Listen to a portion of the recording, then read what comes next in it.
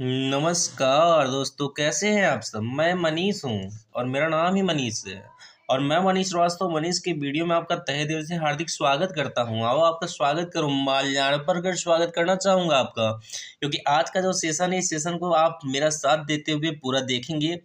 इस सेशन का नाम है नरेशन। नरेशन जो कि आपने सुना होगा, डायरेक्ट और इनडायरेक्ट, इतनी बेहतरीन तरीके से आपको बता दूंगा कि जीवन में कभी दोबारा कभी किसी टीचर से या कभी कोई नोट्स देखने की आवश्यकता नहीं पड़ेगी, लेकिन समय पूरा देना पड़ेगा। अगर एक बार वीडियो देखने आए हो तो वीडियो को पूरा देखना। इतना इंटरेस्टिंग पार्ट पढ़ाऊंगा, इतना इंटरेस्टिंग कि आप दोबारा कहोगे हाँ सर पढ़ा दिया और समझ में आ गया। तो आओ पढ़ाऊँ तुमको क्या, नरेशन। और ये मेरा घमंड नहीं है कि आपको आ जाएगा, ये मेरा विश्वास है कि मैं पढ़ाऊंगा और आपको आ जाएगा, मेरी गारंटी है। तो बिना देर के शुरू करते हैं नरेशन। नरेशन जो वर्ड है ये नरेट से बना है। नरेट में होता है कथन, और नरेट जो है, नरेट से ही नरेशन बना है। नरेशन में होता है कथन। तो कथन दो प्रकार के होते हैं, but when any person asks you how many part of narration, you can give the answer only two important part of narration. First of all direct speech and second of all indirect speech. कभी कोई पूछेगा कि जो narration होते हैं वो कितने भाग होते हैं, तो दो होते हैं। एक होता है डायरेक्ट स्पीच और एक होता है इनडायरेक्ट स्पीच। यानी बातें जो होती हैं दो दो तरीके से कही जाती हैं। एक तो आपके सामने कोई बात कहेगा, आपकी बड़ाई करेगा। एक आपकी पीठी कोई बातें होंगी, पीठ के पीछे तो आपकी बुराइयां होंगी। तो डायरेक्ट स्पीच की हिंदी होती है प्रत्यक्ष वाच्य। प्रत्यक्ष वाच्य का मतलब क्या होता है कि जब दो व्यक्ति आपस में बात करते हैं तो उसे ही हम डायरेक्ट स्पीच कहते हैं। यानी सीता राम से कुछ कहे और राम सीता से कुछ कहे, आप किसी और से कुछ कहो, कोई और आपसे कुछ कहे। जब आमने सामने दो व्यक्तियों की बातें होंगी तो उसे ही हम क्या कहेंगे, डायरेक्ट स्पीच। और इनडायरेक्ट स्पीच की हिंदी क्या होती है, अप्रत्यक्ष। अप्रत्यक्ष का मतलब क्या होता है, सुन रहे हैं, जब दो व्यक्ति की बात सुनकर कोई तीसरा आदमी चौथे को बताता है। यानी जब कोई दो व्यक्ति आपस में बात करें और उन बातों को सुनकर कोई तीसरा व्यक्ति चौथे को बताता है तो उसे ही हम इनडायरेक्ट कहते हैं। इसे चुगली करना भी कह सकते हैं। सही बात है भाई, जब दो व्यक्ति आपस में बात कर रहे हैं तो वो डायरेक्ट बात कर रहे हैं, आमने सामने खड़े हुए हैं और उनकी बात आप सुन रहे हो, आप थर्ड पर्सन हो और आप जाकर चौथे को बताओगे तो ये चुगली ही तो होगी। एग्जाम में आपके डायरेक्ट स्पीच देगा, आपको इनडायरेक्ट बनाना पड़ेगा। और डायरेक्ट स्पीच की जो पहचान होती है वह कामा इन्वर्टेड कामा होती है। अगर कामा इन्वर्टेड कामा दिखेगा तो इसका मतलब वो डायरेक्ट स्पीच है। आपको बनाना क्या है, इनडायरेक्ट। और अगर आपने इनडायरेक्ट अच्छी तरीके से बता दिया तो 9th हो या 10th हो या 11th हो या 12th हो या 12th के बाद कोई कंपटीशन का एग्ज़ाम हो, वहाँ पर ये टॉपिक पूछा जाएगा। तो आप ध्यान देंगे, पूछ सकता है कभी भी डायरेक्ट स्पीच की पहचान कैसे करते हैं। तो जहाँ पर कामा इन्वर्टेड कामा आएगा वो आपकी डायरेक्ट स्पीच की पहचान होगी। हमें क्या बनाना है, इनडायरेक्ट। तो आशा करता हूँ इतना समझ में आ गया होगा कि डायरेक्ट स्पीच किसे कहते हैं, इनडायरेक्ट स्पीच किसे कहते हैं।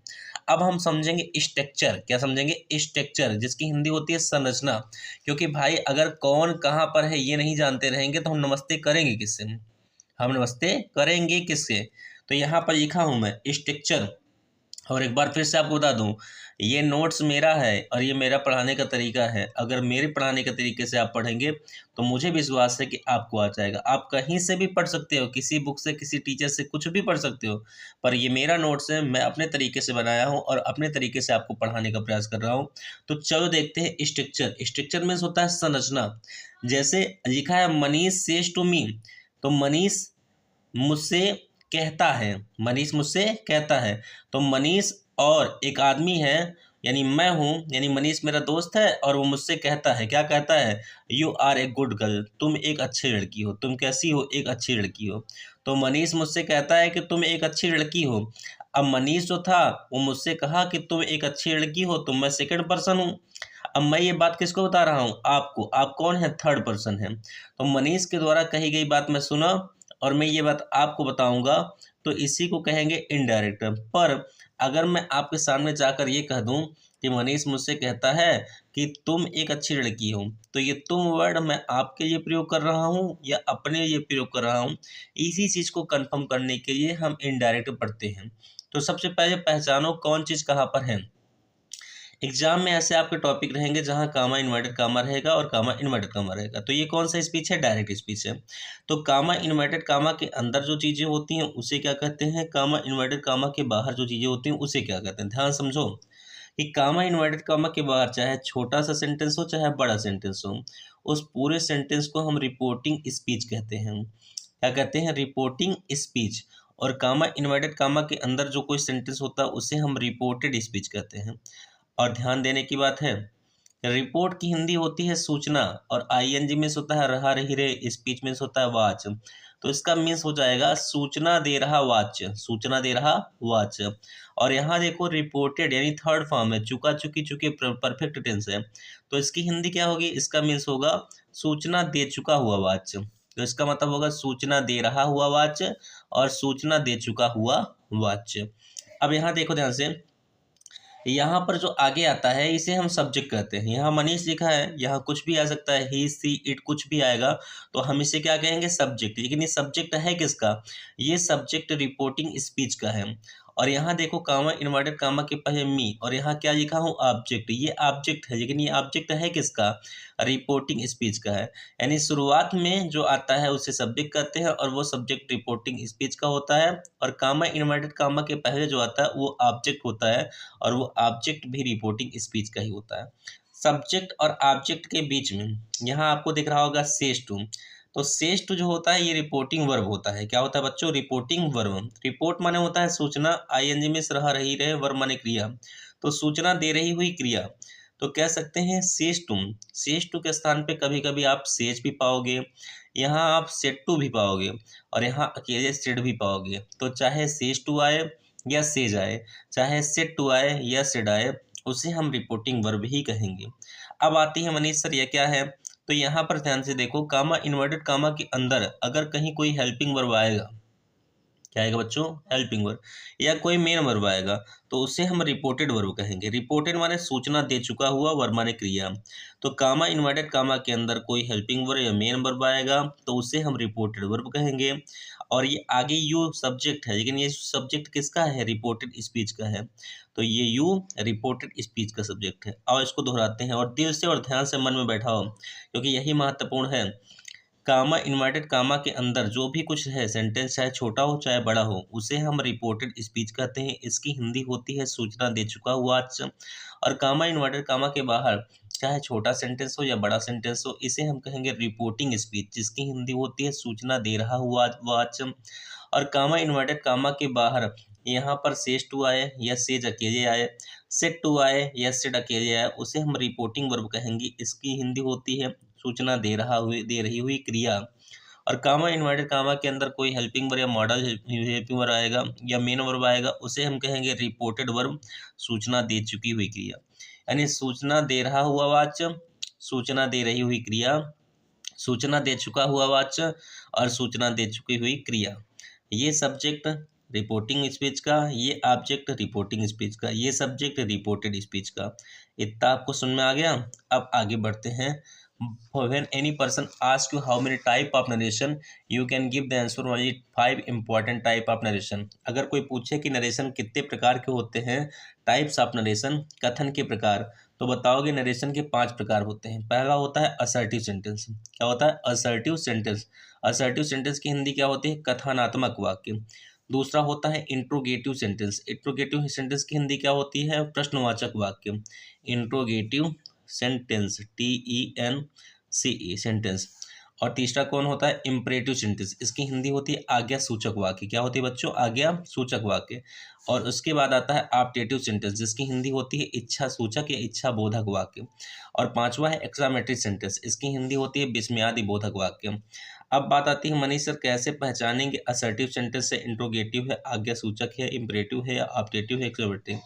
तो इसकी पहचान बताता हूँ, ध्यान समझो।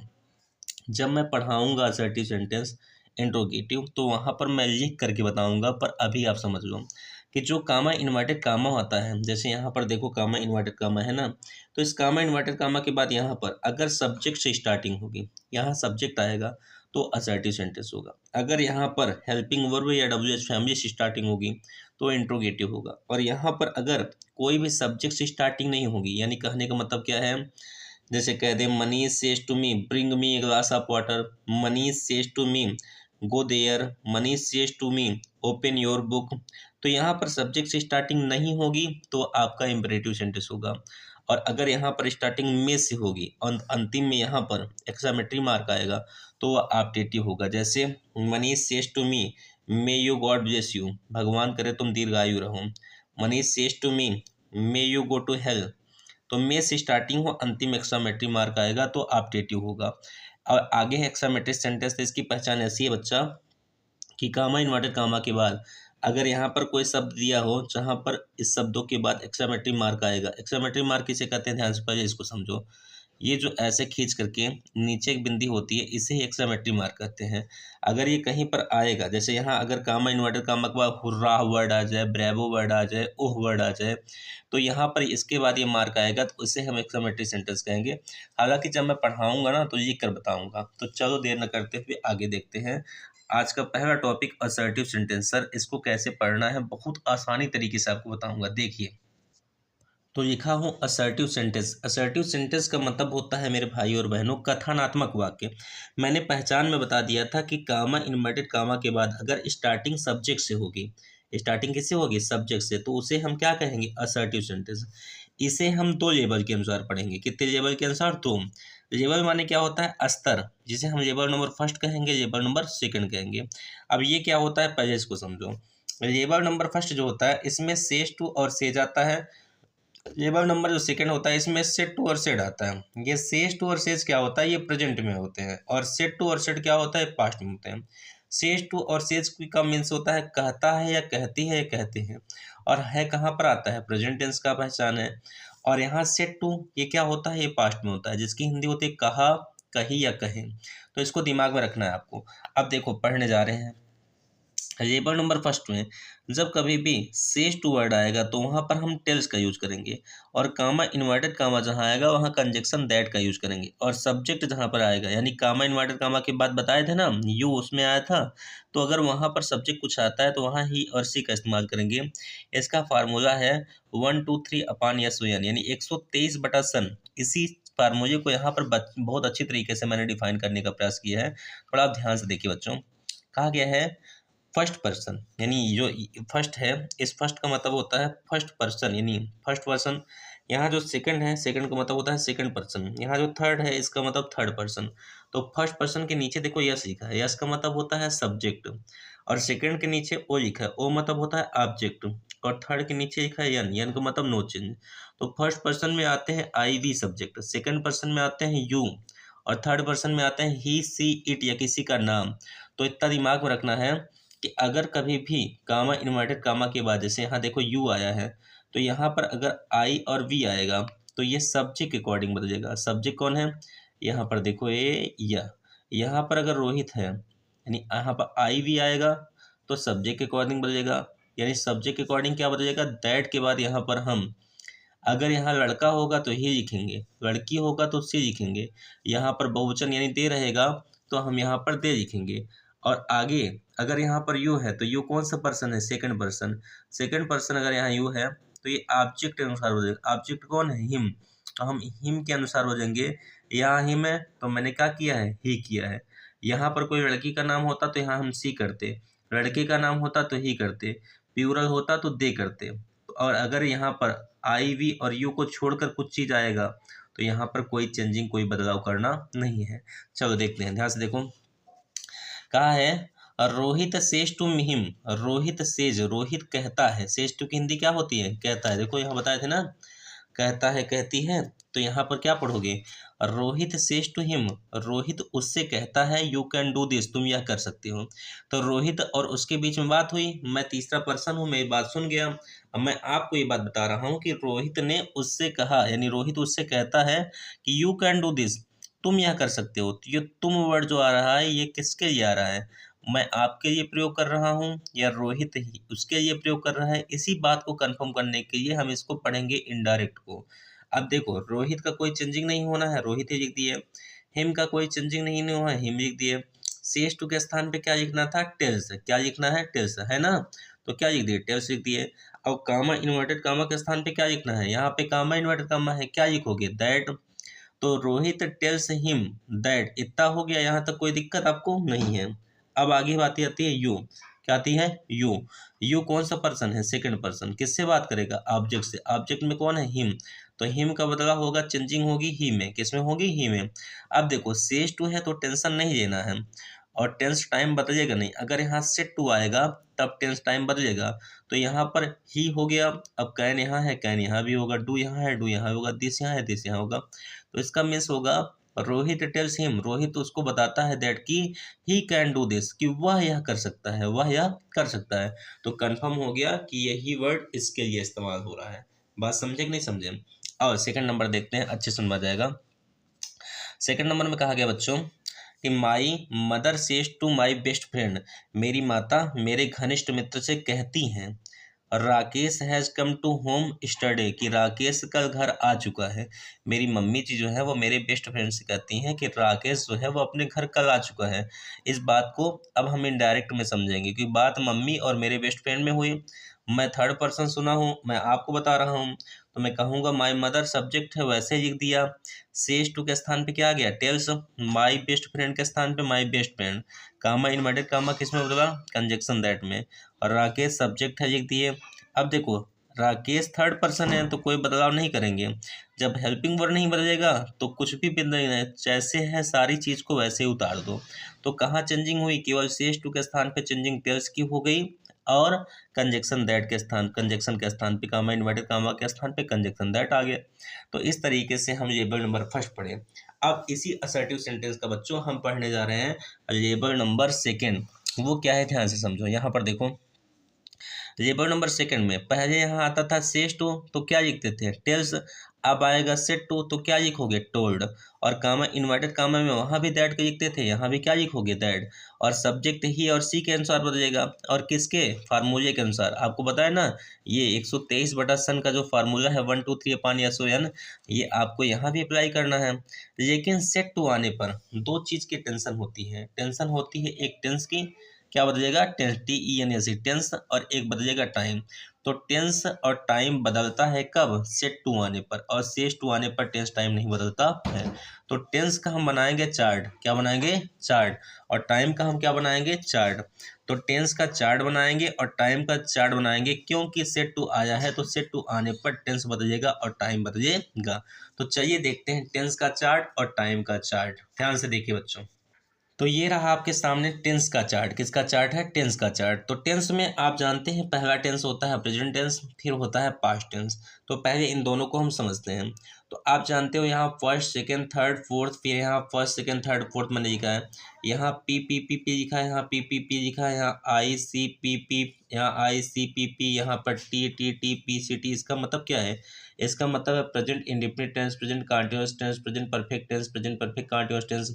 ये क्या है, past indefinite tense, past continuous tense, past perfect tense, past perfect continuous tense. इतना आपको समझ में आ गया होगा। अगर आ गया है तो इसके हेल्पिंग वर्ब को समझो बच्चों। प्रेजेंट इंडेफिनिट में हेल्पिंग वर्ब क्या लगता है, डू डज, लेकिन कब, निगेटिव फॉर्मेशन में। असर्टिव में यस का यूज होता है जब सब्जेक्ट हमारा सिंगुलर होता है। तो इसको दिमाग में रखोगे कि प्रेजेंट इंडेफिनिट टेंस में हेल्पिंग वर्ब डू डज का यूज होता है। यही प्रोसेस हमारा पास्ट इंडेफिनिट में भी होता है। निगेटिव फॉर्मेशन में डिड का यूज होता है, और असर्टिव में एमबी का सेकंड फॉर्म यूज होता है। यहाँ पर क्या है, इज एम आर का यूज होता है। यहाँ पर क्या है, वाज वर्ग का यूज होता है। इसमें भी ING लगाते हो मेन वर्ग के साथ, इसमें भी ING लगाते हो मेन वर्ग के साथ। इसमें हैव का यूज होता है, यहाँ पर भी हैड का यूज होता है। इसमें एमबी का थर्ड फॉर्म यूज करते हो, इसमें भी एमबी का थर्ड फॉर्म यूज करते हो। यहाँ पर हैज बिन हैव बिन होता है, सिंगुलर के साथ हैज बिन, प्लूरल के साथ हैव बिन। और वही प्रोसेस यहाँ पर है। यहाँ पर हैड बिन का यूज होता है, किसका यूज होता है, हैड बिन। और point of time and period of time होता है, सिंस और फार का यूज होता है, आप जानते हो। तो इसका बदलाव कैसे करना है मनीष सर, अगर प्रेजेंट इंडेफिनिट टेंस आएगा तो वहाँ पर बच्चों पास्ट इंडेफिनिट का हेल्पिंग वर्ब लगेगा, यानी कि पहले का चेंजिंग पहले में, दूसरे चेंजिंग दूसरे में, तीसरे चेंजिंग तीसरे से, चौथे चेंजिंग चौथे से। यानी अगर यहाँ डिड है तो उड़कर यहाँ गया, वाज वर यहाँ पे है तो उड़ के यहाँ गया, हैड यहाँ पर है तो हैड उड़कर यहाँ गया, और हैड बिन यहाँ पर है तो हैड बिन उड़कर यहाँ गया। यानी पहले का चेंजिंग पहले से करवाना, दूसरे चेंजिंग दूसरे से करवाना, तीसरे चेंजिंग तीसरे से करवाना, चौथे चेंजिंग चौथे से करवाना। अब कहोगे ये चारों उड़कर मनीष सर यहाँ हो गया, तो इसका कैसे करेंगे। इसमें बच्चों जो पास्ट इंडेफिनिट टेंस है, ये पास्ट इंडेफिनिट का हेल्पिंग वर्ब डिड है। तो पास्ट इंडेफिनिट का चेंजिंग पास्ट परफेक्ट टेंस से होता है, और पास्ट कंटीन्यूअस का changing past perfect continuous tense होता है। यानी कि डिड के सामने हम हैड को लगाएंगे, तीसरा नंबर उठकर पहले में जाएगा और चौथा नंबर उठकर दूसरे में जाएगा। यानी तीसरा हैड यहाँ आ जाएगा और हैड बीन इसके सामने आ जाएगा, और हैड का हैड ही रहेगा और हैड बीन का हैड ही बनी रहेगा। तो इस तरीके से आप इसको दिमाग में रखेंगे। अब आती है बात आगे बढ़ने से कैसे होगा। तो फ्यूचर टेंस नहीं होता है, फ्यूचर टाइम होता है। तो फ्यूचर को कभी टेंस नहीं रखना दिमाग में, फ्यूचर टेंस होते हैं, फ्यूचर टेंस नहीं होता बच्चों, फ्यूचर टाइम होता है, क्योंकि भविष्य आपने देखा नहीं है, अपने बीते हुए पास्ट को देखा है और अपने प्रेजेंट को देख रहे हैं।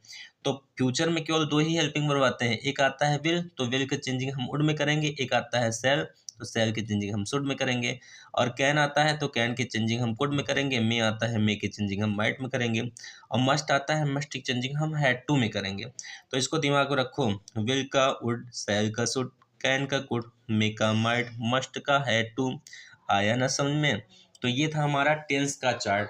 अब आते हैं हम अपने टाइम के चार्ट में। टाइम के चार्ट में मनीष सर कैसे चेंज करते हैं भैया, इसको दिमाग में रखो बच्चा, बिट्टू इसको दिमाग में रखो। अगर ये नहीं याद कर पाओगे ना तो नहीं बदल पाओगी, चेंजिंग नहीं कर पाओगी। तो ये क्या है, टुडे, टुडे की चेंजिंग किस में होगी, दैट डे। अगर सेट टू आएगा रिपोर्टिंग वर्ब तो टुडे अगर दिख रहेगा तो वहाँ पर दैट डे रखना है। टुमारो रहेगा तो द नेक्स्ट डे, स्टरडे रहेगा तो प्रीवियस डे, और नाउ रहेगा तो देन, हियर रहेगा तो देयर, दिस रहेगा तो दैट, फ्रॉम रहेगा तो टू, कम रहेगा तो गो, दीज रहेगा तो दोज, बिफोर रहेगा, आफ्टर रहेगा तो बिफोर। अच्छा एक बात और, बिफोर आएगा तो आफ्टर नहीं करेंगे, बल्कि आफ्टर आएगा तो बिफोर करेंगे। ऐसे दोज आएगा तो दीज नहीं लिखोगे, दीज आएगा तब दो लिखोगे, गो आएगा तो कम नहीं लिखना है, कम आएगा तब गो लिखना है। तो ये चीज़ें आएंगी तो चेंजिंग इसमें करनी है, ना कि ये आए तो इसमें चेंजिंग कर दो, समझे। तो टेंस और टाइम दोनों का चार्ट सामने है, स्क्रीनशॉट कर लो या वीडियो को पॉज करके इसको कॉपी में नोट कर लेना। आओ आगे बढ़ते हैं। यहाँ पर मैंने लिखा है compare between label first label number second. हम कंपेयर करेंगे, तुलना करेंगे किसके बीच में, फर्स्ट के और सेकंड के। फर्स्ट में सेज टू आता है तो टेंशन नहीं लेते हैं, सेकंड में ये सेट टू आता है टेंशन लेते हैं। चीज़ किस चीज़ का, टेक्स टेंस का और एक टाइम का, यानी सेट टू में टेंस टाइम बदलेगा और सेज टू में टेंस टाइम नहीं बदलेगा। तो यहाँ देखो लिखा हो लेबल नंबर सेकंड का एग्जाम्पल, और यहाँ पर लेबल नंबर फर्स्ट का एग्जाम्पल। यहाँ पर सेज टू लिखा हूँ, यहाँ पर सेट टू लिखा हूँ। तो लिखा है विराट सेट टू अनुष्का, विराट अनुष्का से कहा, क्योंकि सेट टू क्या है, पास्ट है। तो विराट अनुष्का से कहा यू आर ब्यूटीफुल, तुम सुंदर हो या आप सुंदर हो। तो इसको हम इनडायरेक्ट में चेंज करेंगे, सब्जेक्ट विराट है नहीं बदलेगा, अनुष्का ऑब्जेक्ट है नहीं बदलेगा, सेट टू बदलेगा टोल्ड में। क्यों, क्योंकि स्टार्टिंग सब्जेक्ट से है, असर्टिव सेंटेंस है। कामा इन्वर्टेड कामा के स्थान पे दैट आ गया। अब यू कौन सा पर्सन है बच्चों, यू सेकंड पर्सन, किससे बात करेगा, ऑब्जेक्ट से। ऑब्जेक्ट कौन है, लड़की है कि लड़का है, लड़की है ना, अनुष्का है ना, अनुष्का मैडम है। तो यहाँ क्या लिखेंगे, सी, और यहाँ पर विराट सर होते तो क्या लिखते हैं, ही, तो यहाँ पर सी लिख दिए। अब देखो यू के साथ आर आता है तो सी के साथ आर नहीं आएगा, सी के साथ क्या आएगा, इज, तो सी, अब यहाँ पे इज लिखेंगे, गलत है। यहाँ पर आएगा, यहाँ पर वाज, क्या आएगा, वाज, क्योंकि यहाँ पर क्या बात हुई है, यहाँ पर सेट टू है तो लिखेंगे सी वाज ब्यूटीफुल, वह सुंदर थी, वह सुंदर थी। अब हमारा आगे का प्रोसेस है, सी सेज टू मी, वह मुझसे कहता है, वह मुझसे कहता है, यू कैन डू एनीथिंग, तुम कुछ भी कर सकते हो। तो ये लेबल नंबर फर्स्ट है, सेज टू आया है तो सब्जेक्ट ही नहीं बदलेगा, मी ऑब्जेक्ट नहीं बदलेगा, सेज टू बदलेगा किसमें, टेल्स में। कॉमा इनवर्टेड कॉमा किस में जाएगा, दैट कंजक्शन में। You is the second person talk to our object is me, convert into I, I में चेंज हो गया। अब यू के साथ भी कैन आता है तो आई के साथ भी कैन ही आएगा, डू डू एनीथिंग एनीथिंग। तो ही टेल्स मी, वह मुझे बताता है दैट कि आई कैन डू एनीथिंग, कि मैं कुछ भी कर सकता हूँ। तो ये सेकंड नंबर लेवल है, ये फर्स्ट नंबर है। आशा करता हूँ कि दोनों आपको समझ में आया होगा। अब बढ़ते हैं इंट्रोगेटिव, यानी कि आपके नरेशन के दूसरे चरण में, जिसका नाम है इंट्रोगेटिव। तो इंट्रोगेटिव में सबसे पहले पहचान, कैसे आप पहचानोगे कि इंट्रोगेटिव सेंटेंस है नरेशन का। तो स्टार्टिंग कामा इन्वर्टेड कामा के बाद अगर स्टार्टिंग हेल्पिंग वर्ब से हो या डब्ल्यूएच फैमिली से हो तो उसे हम इंट्रोगेटिव सेंटेंस कहेंगे। जैसे कह सकते हैं कि इसे भी हम दो लेबल के अनुसार पढ़ेंगे, लेबल नंबर थर्ड के अनुसार और लेबल नंबर फोर्थ के अनुसार। यहाँ पर लिखा भी हूँ कि लेबल नंबर जो थर्ड है इसकी स्टार्टिंग हेल्पिंग वर्ब से होगी, और लेबल नंबर जो फोर्थ है इसकी स्टार्टिंग डब्ल्यूएच फैमिली से होगी। तो कोई भी नरेशन डायरेक्ट स्पीच अगर हमारा हेल्पिंग वर्ब से स्टार्ट होता है तो उसको हम इनडायरेक्ट में कैसे चेंज करेंगे उसको देखता हूँ, और फिर जब कामा इन्वर्टेड का कामा के बाद डब्ल्यूएच फैमिली से स्टार्ट होता है तो उसको कैसे करेंगे उसको देखता हूँ। तो ध्यान से देखो बच्चों, कहा गया है लेबल नंबर थर्ड में कि सेज टू अगर कहीं पर आएगा और कामा इन्वर्टेड कामा के बाद स्टार्टिंग अगर हेल्पिंग वर्ब से होगी तो वहाँ पर सेज टू के स्थान पे आस्क लिखना, सेड टू के स्थान पे आस्क लिख देना। और कामा इन्वर्टेड कामा के स्थान पे अभी तक दैट लिखते थे ना, अब दैट नहीं लिखना है, कंजक्शन के रूप में इफ लिखना है। क्या लिखना है? इफ। और आप एक चीज़ का ध्यान देना, अभी इंट्रोगेटिव होगा क्योंकि हेल्पिंग वर्ब सामने आया होगा तो उसको असर्टिव में बदलना। क्यों बदलना है? क्योंकि 1 2 3 अपान यस वन का फार्मूला हम बनाएंगे तो ऐसे ही हो पाएगा।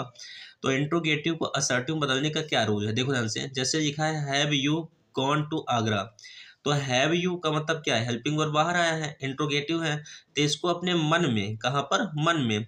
यू को आगे कर लो और हैव को अंदर कर लो, तो ये इंट्रोगेटिव किस में बदल गया? असर्टिव में।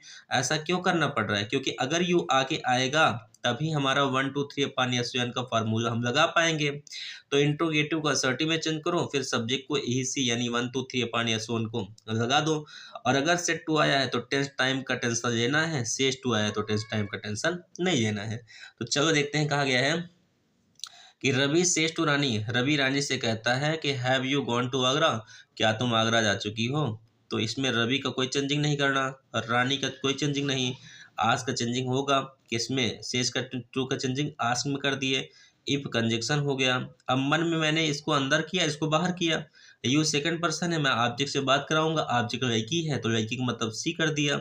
अब सेज टू है, क्या है? सेज टू, तो यहाँ पर सेज टू होने पर टेंस नहीं बदलेगा भाई। यू के साथ हैव आया है तो सी सिंगुलर है तो इसके साथ हैज आएगा, तो सी हैज लिखा हूँ, गॉन टू आगरा। समझ में आ गया?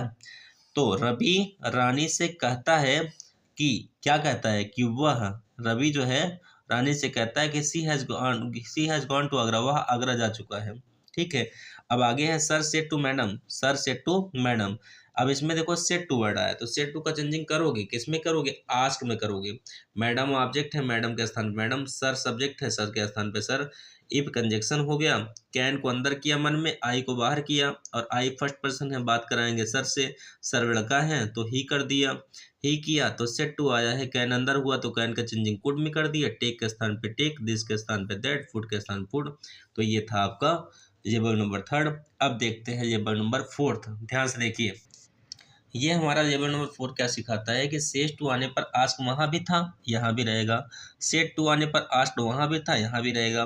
लेकिन डब्ल्यू एच फैमिली ये क्या है? कंजक्शन के लिए जो इफ़ का यूज करते थे, अब इफ़ का कंजक्शन नहीं लगाकर बल्कि डब्ल्यू एच फैमिली ही कंजक्शन का काम करेगी। और अगर भैया ये कंजक्शन वाई जो यहाँ पर है यहाँ आ गया तो बचा क्या? आर यू सैड, तो इसका मतलब क्या है? इंट्रोगेटिव है ना, तो इसके पहले क्या था? इंट्रोगेटिव को अफर्मेटिव में चेंज करते थे, असर्टिव में, यू को बाहर करते थे, आर को अंदर करते थे, तो वही चीज़ करना है, यानी कुछ भी अंतर नहीं है।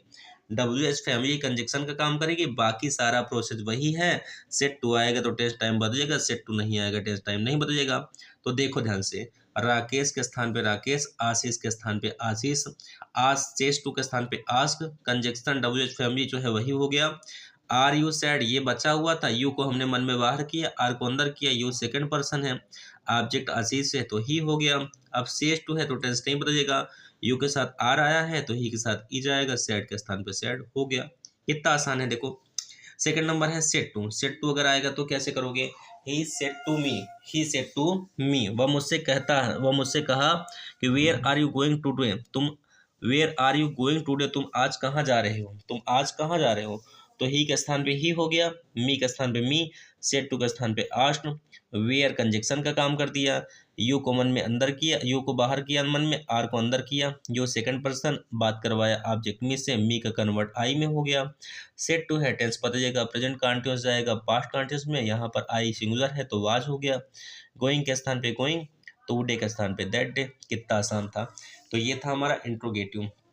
आपको बताया हूँ कि नरेशन के 5 प्रकार होते हैं, तो 2 का वीडियो बना दिया, एक असर्टिव एक इंट्रोगेटिव, ये पार्ट नंबर फर्स्ट है। अब हम पार्ट नंबर सेकंड में देखेंगे इम्परेटिव, ऑप्टेटिव और एक्सक्लेमेटरी। और अगर आप वीडियो को अच्छा लगा हो तो वीडियो को प्लीज़ लाइक करिए, शेयर करिए, कमेंट करिए और सब्सक्राइब करिए, और कमेंट करके बताइए वीडियो कैसा था। अगर आप कहेंगे और आपके कमेंट कम से कम 100 कमेंट आएंगे 100 बच्चों के कि हाँ सर दूसरा पार्ट दीजिए, दूसरा पार्ट बनाइए, तो इम्परेटिव, ऑप्टेटिव, एक्सक्लेमेटरी ऐसे ही वीडियो में प्रोवाइड करूँगा।